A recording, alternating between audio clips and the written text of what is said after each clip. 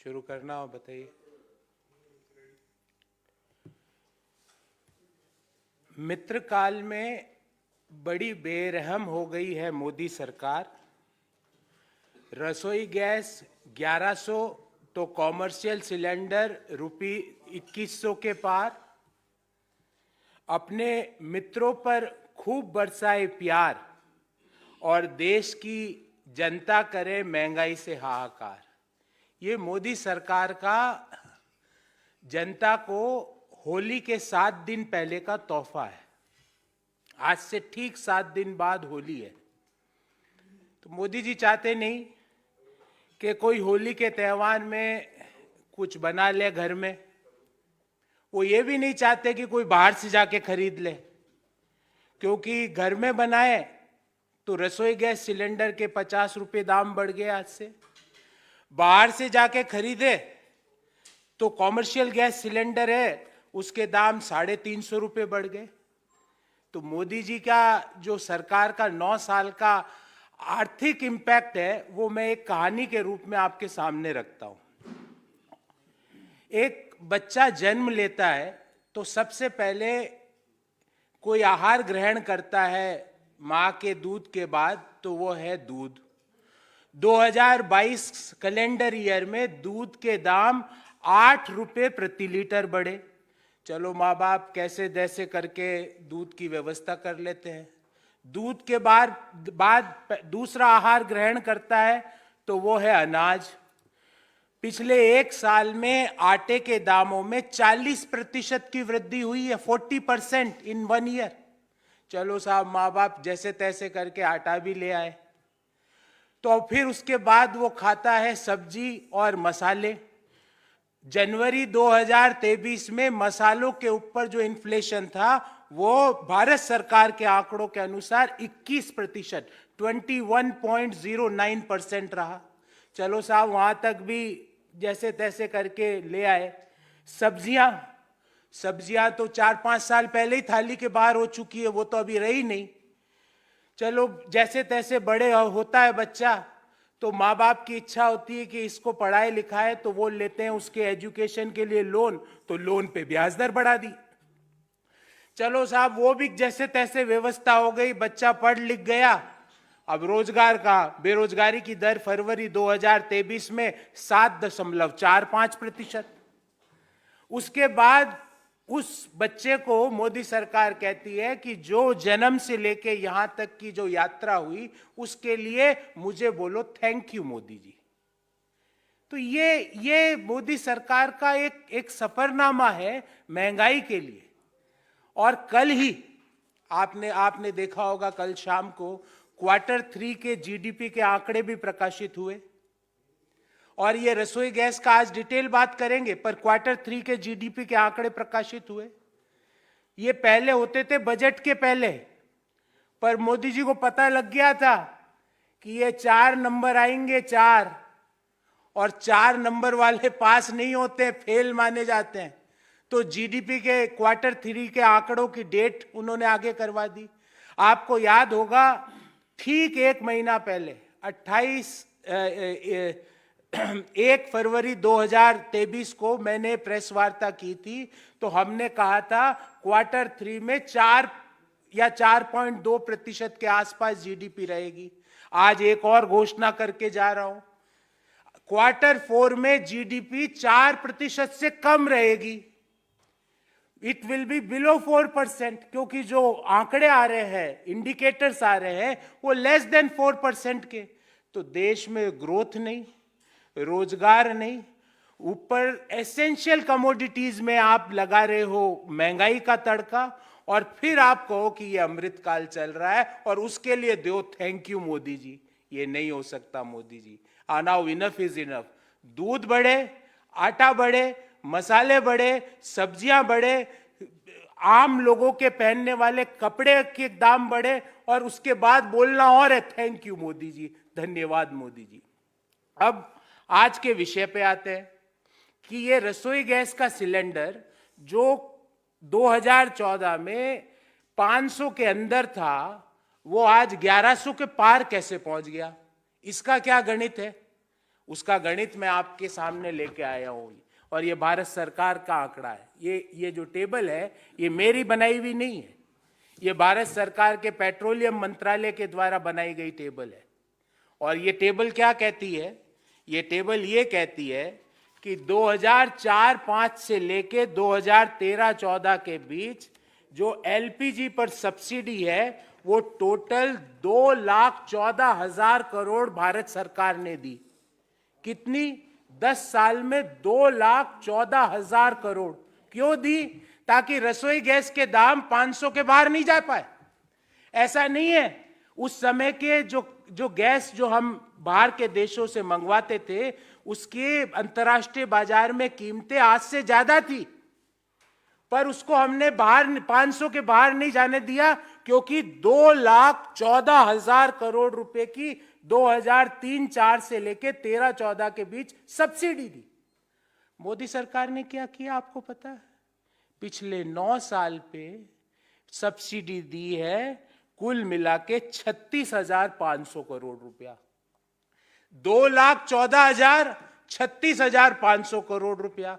और ज्यादा सवाल पूछो तो बोले सिलेंडर लो, गैस भरवाओ, उज्ज्वला स्कीम है।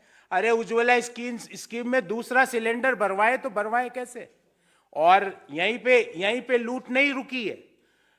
आपको जान के ताज्जुब होगा कि घरेलू एलपीजी पर मोदी जी 5% जीएसटी भी लेते हैं और कॉमर्शियल गैस सिलेंडर पे 18% जीएसटी लेते हैं, 18%। आप सोचे साहब कॉमर्शियल से हमारा क्या लेना देना? अरे अभी होली पे कुछ मिठाई लाएंगे, कुछ नमकीन लाएंगे, वो कौन बनाएगा? वो बनाएगा कोई हमारे घर के पास वाला हलवाई या मिष्ठान की दुकान। वो तो कॉमर्शियल गैस सिलेंडर यूज कर रहा है। तो आप ना मीठा खाओ, ना नमकीन खाओ, ना मसाले खाओ, ना आटा खाओ, ना दूध का सेवन करो। और ये सब करने के बाद एक और काम करना है, बोलना है थैंक यू मोदी जी। ये मोदी जी का मॉडल ऑफ इकोनॉमी है। अब कल का आंकड़े के बारे में थोड़ी और चर्चा कर लेते हैं। कल जो 4.4% की Q3 की जीडीपी ग्रोथ दिखाई, आपको जान के ताज्जुब होगा उसका कारण क्या है पता है? और उसी डॉक्यूमेंट में लिख और रहे हैं, क्योंकि वित्त मंत्री को तो समझ ही नहीं है इसमें क्या लिखा हुआ है, उनके पास जो आता है वो पढ़ देती है। उसमें ये लिख रहे हैं कि ये ग्रोथ इतनी कम इसलिए हुई क्योंकि मैन्युफैक्चरिंग नेगेटिव ग्रो कर रहा है, -1.1%। जो एम्प्लॉयमेंट का सबसे इंपॉर्टेंट और सस्टेनेबल सेक्टर है वो नेगेटिव ग्रो कर रहा है। प्राइवेट जो कंजम्पशन है डिमांड की वो नीचे जा रही है। क्यों जा रही है? क्योंकि लोगों के पास पैसा ही नहीं, इन्फ्लेशन है इकोनॉमी में। जब इन्फ्लेशन है, महंगाई है इकोनॉमी में, तो प्राइवेट कंजम्पशन पिक नहीं कर पा रहा, मैन्युफैक्चरिंग नेगेटिव ग्रो कर रही है। उसके बाद अगर सवाल पूछो तो ED, CBI, income tax, police. पर मोदी जी सवाल तो हम पूछेंगे और आप ही के दिए गए आंकड़े से पूछेंगे कि यूपीए के 10 साल में 2,14,000 करोड़ की एलपीजी सिलेंडर पे सब्सिडी दी गई। आपने पिछले 9 साल में मात्र 36,598 करोड़ क्यों दी? क्यों आज गैस सिलेंडर के दाम 1100 के पार हो चुके हैं? अब तो यह है कि किसी की शादी में 1100 को शगुन डालो तो ये एक मतलब है एक बार बेचारा गैस सिलेंडर भरवा सकता है, और हलवाई जी के घर पे शादी हो उसके 2100 का डालो, वो बेचारा एक बार गैस सिलेंडर अपना कॉमर्शियल ला सकता है। ये मोदी जी ने व्यवस्था कर दी है देश में। तो हमने जो शुरुआत की थी उसी पे एक बार पुनः आपका ध्यान आकर्षित करना चाहेंगे कि मित्र काल में बड़ी बेरहम हो गई मोदी सरकार। रसोई गैस 1100 तो कॉमर्शियल सिलेंडर 2100 के पार। अपने मित्रों पर खूब बरसाए प्यार और देश की जनता करे महंगाई से हाहाकार। Before I take questions, I will brief you this in English. Friends, today, on first day of the month, and you know this is the last month as far as our financial year is concerned, on the first day of March, exactly 7 days before Holi, Modi government gave a gift. What is that gift? Gift is that now gas cylinder across the country for the domestic use is going to be above rupees 1100 per cylinder, and commercial gas cylinder will be above rupees 2100 per cylinder. Why it happened? Why the gas cylinder which was under 500 rupees per cylinder before 2014, why the same gas cylinder is above rupees 1100 now? And the reason lies in these facts. And the fact of the matter is that from the year 2004-5 to the year 2013-14, in other words, the 10 years of UPA, the total subsidy on LPG gas cylinder for domestic use is rupees 2,14,474 crore, which was given by Government of India, so that the LPG gas cylinder price should not move above 500 rupees. And you will be surprised to know that the same subsidy in last 9 years of Modi government is 36,598 crore rupees. And the story doesn't end here. The other side of the story is that on the one side you are not giving subsidy, on the other side you are imposing GST also. The LPG gas cylinder for domestic use, the Government of India had imposed a GST rate of 5%. And for commercial gas cylinder, the GST rate is 18%. Now, what is the impact of this? Yesterday we had seen that the Q3 results of the current financial year were disclosed by government. And we got a Q3 growth of only 4.4%. Why? Why it had happened? The reason is that manufacturing is having a negative growth, a contraction of minus 1.1%, and the private consumption is not picking up. And how private consumption can pick up? When petrol prices are going up, diesel prices are going up, gas cylinder prices are going up, the essential items like flour, like masalas, like cloth, like textile for common use, all there is a higher inflation on the essential items used by the common people of our country. And after that, if you ask a question to the Modi government, they will say, ED, go and arrest him. CBI, go and arrest him. Police, go and arrest him. This is not the economic governance model of any democratic government. The people wants to know कि वादा तो किया था कि बहुत हुई महंगाई पर वार फलान जी कर देंगे. ये तो 1100 रुपये हो गए. एक सिलेंडर 1100 रुपया. शादी में 1100 का शगुन डालो, नव दंपति एक बार सिलेंडर भरवा सकते हैं उससे ज्यादा नहीं. Or when the cylinder prices is going to go up, it is going to have the inflation in all items. When commercial gas cylinder prices are going to go up, whether it is biscuit or namkeen or any other product which is used by the middle income group and the lower income group of the society, their prices is going to go up. अब जब ये होगा तो ऑक्सफम की report तो आएगी जो कहेगी कि बॉटम 50% जीएसटी का 2/3 पैसा देते हैं और उन 50% के पास देश की मात्र 3% संपत्तियां हैं. जीएसटी देवे हम जो बॉटम 50% में है. जो जीएसटी देश कलेक्ट करता उसकी 2/3 जीएसटी हम देवे. संपत्तियां हमारे पास मात्र 3%. ये क्यों हुआ? इनइक्वलिटी क्यों रेज हुई इकोनॉमी में? उसका कारण है ये कि 2,14,000 की सब्सिडी यूपीए की डॉक्टर मनमोहन सिंह की सरकार देती थी. क्यों देती थी? ताकि गैस सिलेंडर 500 के पार नहीं पहुंच सके.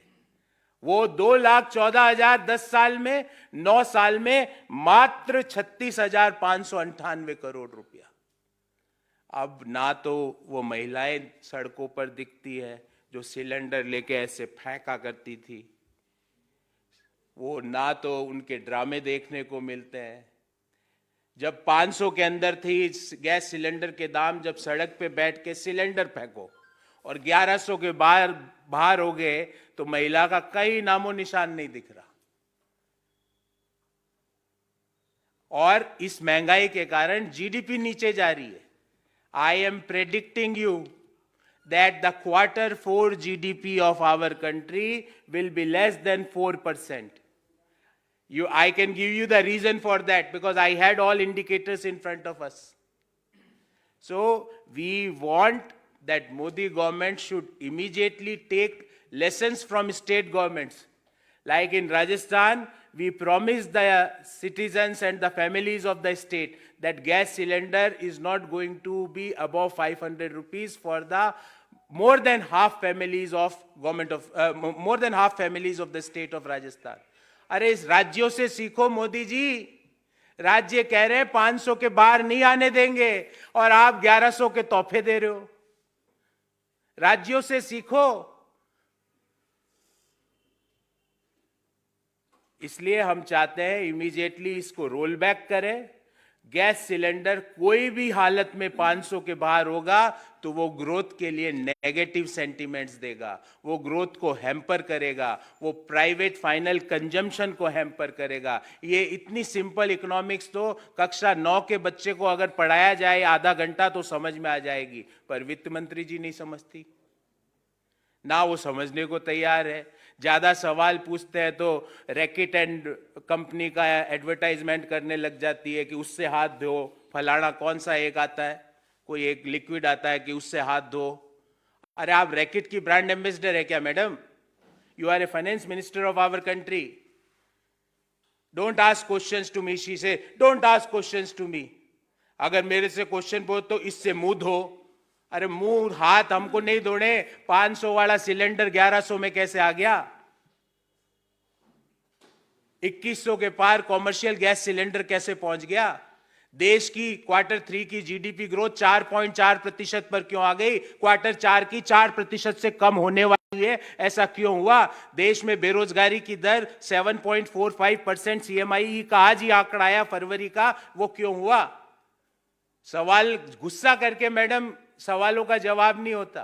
गुस्सा आपकी कमजोरी और असफलता को दिखाता है। अगर आपके पास जवाब होता तो रैकेट कंपनी का आपको ब्रांड एम्बेसडर बनने की जरूरत नहीं पड़ती। आपके पास जवाब नहीं था। इसलिए we want immediate roll back of this price and not only roll back, LPG gas cylinder should not be more than 500 rupees per gas cylinder. We want this. And we are doing this in state governments. Why government of India can't do this? हम चाहते हैं कि रसोई gas cylinder कोई भी हालत में 500 के बाहर नहीं हो सकता, क्योंकि वह जीडीपी ग्रोथ और इन्फ्लेशन दोनों के लिए घातक है, नेगेटिव है उसको। इसलिए हम ये जो 1100 वाला जो सौगात आपने दिए ना होली के पहले, इसको रोल बैक करें और ना केवल 50 रुपए का रोल बैक, इसको 500 के अंदर लाइए। हमारी राज्य सरकारों से कुछ सीखिए कि एक राज्य सरकार सीमित संसाधनों के बावजूद 500 रुपए के अंदर अपनी आधी से ज्यादा आबादी को गैस सिलेंडर मुहैया करवा देती है, पर मोदी सरकार को कोई शर्म लज्जा नहीं बची। इसलिए हमारी मांग है कि रसोई गैस के सिलेंडर 500 के अंदर किए जाए।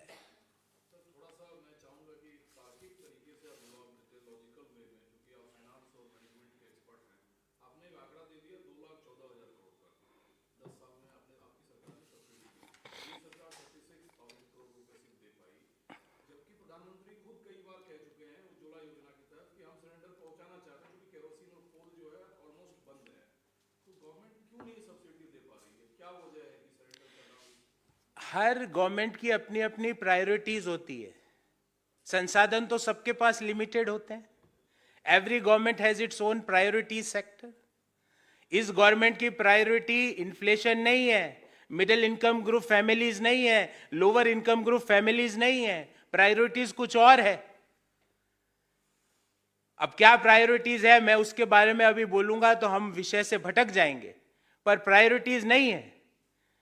क्या एक राज्य सरकार जिसके पास सीमित संसाधन है, जीएसटी के बाद तो संसाधन एकदम लिमिटेड हो चुके हैं राज्यों के पास, वो सीमित संसाधनों की राज्य सरकारें अपनी आधी आबादी को 500 के कम गैस सिलेंडर देने का निश्चय कर लेती है और देना चालू भी कर देती है। केंद्र सरकार क्यों नहीं दे सकती? क्योंकि प्रायोरिटीज अलग अलग है। आपके पास जेब में 100 रुपए है, एक व्यक्ति की प्रायोरिटी यह होगी कि 100 रुपए में 3 लोगों को भोजन करवा दे, और एक दूसरे व्यक्ति की प्रायोरिटी होगी कि वो 100 रुपए में एक सिगरेट का पैकेट लेके सिगरेट पी ले। तो हर व्यक्ति की प्रायोरिटी अलग है। हमारी प्रायोरिटीज प्रो पुअर पॉलिसीज थी, हमारी प्रायोरिटीज राइट्स अधिकार नागरिकों को देना था, हमारी प्रायोरिटीज नागरिकों को सिर्फ ड्यूटी का बोध कराना नहीं था, नागरिकों से सिर्फ थैंक यू मैसेजेस करवाना नहीं था, नागरिकों को सिर्फ पुतलों के साथ खड़े होकर फोटो खिंचवाने का प्रायोरिटी नहीं थी। हमारी प्रायोरिटी गुस्सा करना नहीं था, हम गुस्सा नहीं करते थे।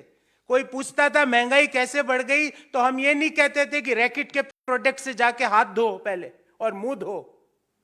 हमने कभी इस तरह की भावना से बात नहीं करी।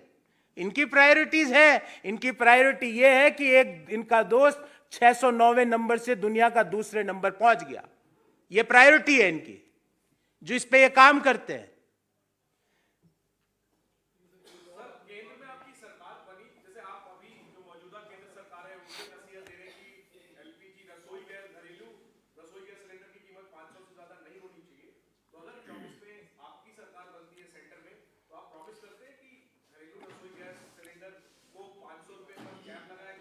देखिए, ये एक पोल मैनिफेस्टो का सवाल है, पर मैं फिर भी आपको जवाब देता हूं कि under no circumstances the LPG gas cylinder for domestic use will not be more than 500 rupees. Yes, without any doubt.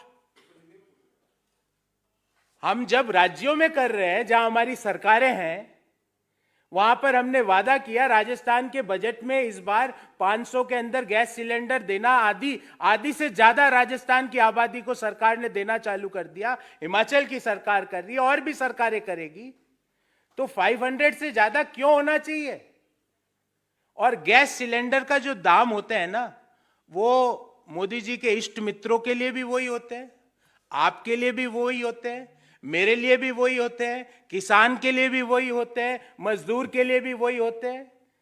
तो हमने तो ये अपने इकोनॉमिक रिजोल्यूशन में बात भी रखी है कि जो कंजम्पशन बेस्ड वस्तुएं हैं उनके ऊपर टैक्सेस को घटाएंगे। This was written in our economic resolution which was cleared by AICC members just 2 days back in Raipur, कि हम एसेंशियल प्रोडक्ट्स के ऊपर से टैक्सेस कम करेंगे, कंजम्पशन बेस्ड प्रोडक्ट्स के ऊपर से टैक्सेस कम करेंगे, क्योंकि कंजम्पशन बेस्ड प्रोडक्ट्स होते हैं वो सबके लिए बराबर होते हैं। दूसरे नंबर के रईस आदमी के लिए भी एलपीजी गैस सिलेंडर 1100 रुपए में, मजदूर के लिए भी 1100 रुपए में, किसान के लिए भी 1100 रुपए में। इसलिए हम चाहते हैं और हम मांग कर रहे हैं कि हर हालत में मोदी जी को ये जो बढ़त है इसको कम वापस लेना चाहिए, और ना केवल वापस, गैस सिलेंडर के दाम 500 से ज्यादा नहीं हो सकते देश में, because it creates a cascading impact on inflation. Petrol diesel के दाम 110 रुपये और 100 रुपये नहीं हो सकते, क्योंकि वो दूसरे नंबर का अमीर आदमी भी पंप पे अगर पेट्रोल भरा रहा है तो 110 रुपये प्रति लीटर दे रहा है, हिंदुस्तान का किसान भी अगर पेट्रोल भरा रहा है तो 110 रुपये दे रहा है। तो ये जो टैक्स स्ट्रक्चर है, इसको हमने लिखा है कि कंजम्पशन बेस्ड टैक्सेस है उनको कम करेंगे। और ये सब सब्सिडी नहीं दे रहे, वो बात चलो समझ में आई, 5% जीएसटी। और वो हम एक बचपन में खेलते थे, बचपन में लूण मिर्च नमक दाने। आप पहले लूण में नमक खा गए, मसाले खा गए, सब्जियां खा गए, आटा खा गए, दूध खा गए, अब उसके बाद हवा खावे तो बोलो हवा खाई, बोलो थैंक यू मोदी जी।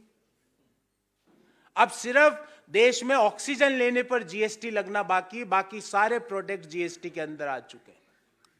जी, आपने अभी कहा कि 2 दिन पहले ही रिजोल्यूशन में बात हुई, आपकी राज्य सरकार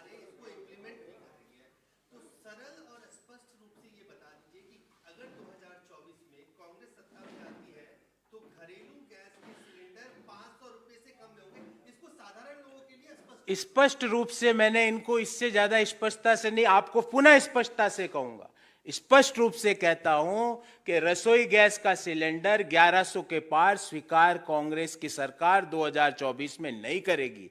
जब हमारी राज्य सरकारें 500 के अंदर गैस सिलेंडर दे रही है, अपनी आधी से ज्यादा आबादी को दे रही है, तो हम भी प्रण लेते हैं, हमारे भी इसको ध्येय लेते हैं कि रसोई गैस का सिलेंडर 500 के पार नहीं होगा। सर, एक सवाल आपसे है, मई 2022 यानी पिछले साल मई से लेकर अब तक के आंकड़े हैं कि 5 बार से ज्यादा रिजर्व बैंक रेपो रेट बढ़ा चुका है, जो बढ़ के 2.5% से ज्यादा बढ़ चुकी है। तो मतलब 5 बार में 2.5% रेपो रेट बढ़ी है। और दूसरा सवाल मेरा आपसे ये है कि पिछले 15 महीनों के अंदर सीएनजी के दाम 10 बार से ज्यादा बढ़ाए गए हैं, और ये सब तब हो रहा है जब सरकार एथेनॉल में पेट्रोल में एथेनॉल 40% मिला के 59,000 करोड़ रुपए बचाने की बात कहती है। 40% क्रूड ऑयल की प्राइसेस कम हुई है पिछले 10 महीने में, 40%, 40%। क्या आपको एक पैसे का भी पेट्रोल और डीजल में फायदा मिला?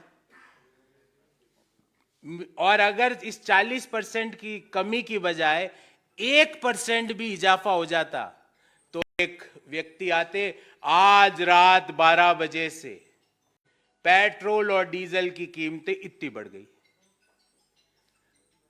मीठा मीठा गप गप, कड़वा कड़वा थू थू। हमारे एक कहावत है कि लाभ हुआ तो मेरा, हानि हुई तो तेरी।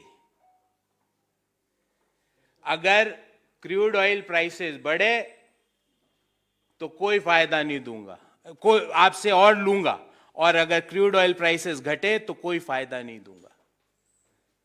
ये कैसी इकोनॉमिक पोजीशनिंग है? और ध्यान रहे, पेट्रोल डीजल इनके लिए शब्द है कि भाई ये जो इनके ऊपर जो कर लगते हैं, आटा, दूध, दही, पनीर, मछली, मीट, इनके ऊपर कर जब जीएसटी के रूप में लगता है तो वो सबको इफेक्ट करता है। तो इनके ऊपर कर लगाने से तो आपका हर व्यक्ति का कंजम्पशन कम ही होगा। और कल जो आंकड़ा आया 4.4% का, वो भी कह रहा है कि ये 4.4% इसलिए रहा क्योंकि आपका गवर्नमेंट स्पेंडिंग कम हुई, प्राइवेट कंजम्पशन में कमी आई, और मैन्युफैक्चरिंग कॉन्ट्रैक्ट हुआ -1.1%। और ध्यान रहे, मेक इन इंडिया, शेर, भालू, क्या क्या वो मैस्कट थे, अभी तो उसका एक लोगो भी आपको सड़क पे नहीं दिखेगा। पर 2016 को याद करिए एक बार आंखें बंद करके, दिल्ली के हर 20 मीटर पर एक शेर आता था। वो शेर कहां गया, कोई उसका नामो निशान नहीं मिल रहा, ना जंगल में दिख रहा है, ना शहरों में दिख रहा है। तो हाउ वी हैड रीच्ड, और 4.4% पे सरकार खामोश। रेपो रेट पे व्हेन आप कंसिस्टेंटली इसको बढ़ा रहे हो तो इंटरेस्ट रेट्स बढ़ेंगे, इंटरेस्ट रेट जब बढ़ेंगे इन्फ्लेशन बढ़ेगा, इन्फ्लेशन बढ़ेगा, वापिस इकोनॉमी की जीडीपी ग्रोथ पे नेगेटिव इंपैक्ट आएगा। मतलब I don't know, reserve bank अपनी पॉलिसीज बना रहा है, भारत सरकार का वित्त मंत्रालय अपने आंखें बंद करके कोई पॉलिसी बना रहा है, महंगाई जो कि हर व्यक्ति को इफेक्ट करता है उस पर कोई बात नहीं है, बेरोजगारी को किस तरह खत्म किया जाए उसके ऊपर कोई बात नहीं है। आपको जान के आश्चर्य होगा, पिछले 12 महीने में से 9 महीने, in last 12 months, out of those 12 months, in 9 months the employment rate was more than 7.5%। 7.5% से ज्यादा बेरोजगारी है। Labour force participation rate, LFPR जिसको हम कहते हैं, जो ये बताता है कि 15 वर्ष से ज्यादा आयु के लोग, कितने प्रतिशत लोग रोजगार का प्रयास कर रहे हैं, वो 40 से 45% के बीच बनी हुई है। मतलब देश के 100 करोड़ लोग जो कि काम करने योग्य हैं, उसमें से लगभग 55 से 60 करोड़ लोग काम की तलाश ही नहीं कर रहे, इतने निराश हो चुके हैं। उसके बाद भी अगर कोई सवाल पूछे तो या तो थैंक यू बोलो, थैंक यू नहीं बोलो और सवाल पूछो, तो मैंने आपको एक हिरार्की बता रखी है। स्टार्ट होती है ई से, फिर आ जाती सी पर, फिर आ जाती आई पे, फिर आ जाती है लोकल पुलिस पे। लोकल पुलिस भी मान लो व्यस्त हो तो ट्रोल आर्मी छोड़ दो पीछे।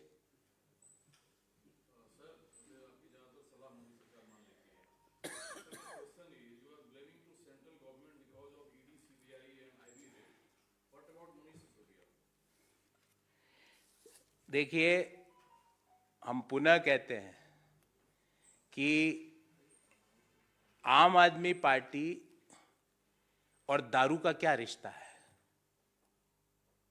ये दारू आम आदमी पार्टी को क्यों नहीं छोड़ रही। एक मुख्यमंत्री तो दारू की सर्वोच्च अवस्था में पहुंचता है और विदेशी धरती पर उसको यह कहा जाता है कि आप हवाई जहाज में बैठने के योग्य नहीं हो। हवाई जहाज चलाना नहीं था उनको, हवाई जहाज में बैठ के अपने घर आना था। और विदेशी धरती पर हवाई जहाज की कंपनी कहती है you are unfit to fly. इसका हिंदी अनुवाद है कि बैठने लायक आदमी नहीं हो तुम। चलो साहब, हो सकता है कोई ज्यादा खुशी मिल गई होगी उनको, विदेश की धरती पे कुछ कर लिया होगा। दूसरा उप मुख्यमंत्री दारू के ठेकों का जो देने का आरोपी है, उसको आप दारू के ठेकों का सवाल पूछो तो बोले साहब मेरे तो स्कूल खोले। अरे दारू के ठेकों की गड़बड़ी और स्कूल का क्या रिश्ता है। अरे साहब मेरे लिए तो बच्चे दुआ करेंगे। अरे क्यों करेंगे बच्चे दुआ तुम्हारे लिए। दारू के ठेकों में भ्रष्टाचार तुम करो, वो बच्चे करेंगे दुआ तुम्हारे लिए। वाई। तो इसलिए आम आदमी पार्टी की पोजीशनिंग आज सिर्फ डीपीपी हो गई है, एएपी से डीपीपी, दारू प्रेमी पार्टी। और मुझे समझ में नहीं आता है, एक हिंदी धारावाहिक आता था, मैं ये उन्हें जरूर पूछूंगा कि दारू से आपका ये रिश्ता क्या कहलाता है। बहुत बहुत धन्यवाद।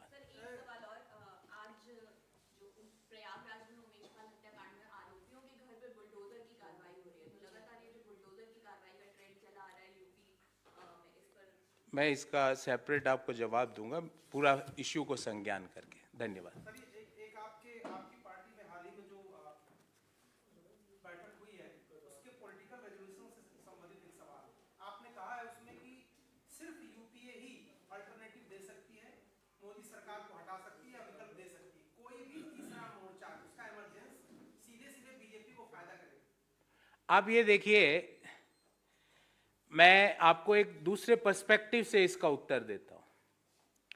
देश के जो प्रमुख इश्यूज हुए पिछले 9 साल में किसने उठाए।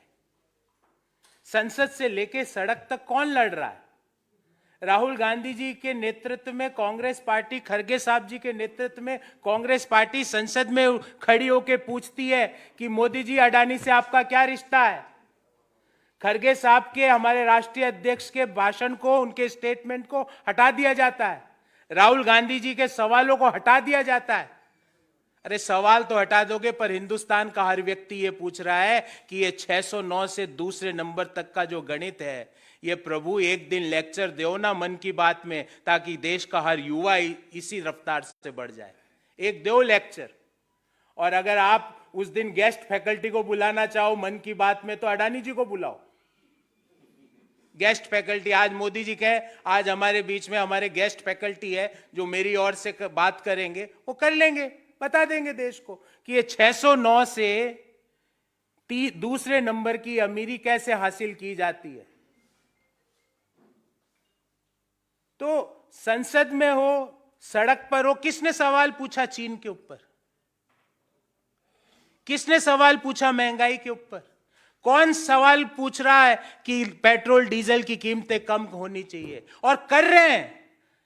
हमारी स्टेट गवर्नमेंट गैस की कीमतें कम होनी चाहिए और कर रहे हैं स्टेट गवर्नमेंट्स में। तो who is raising the public voice, who is raising the pertinent issues which affects the common people of our country? It is only the Congress party. It is only Rahul Gandhi ji, Mallikarjun Kharge ji and the senior leaders of the Congress party.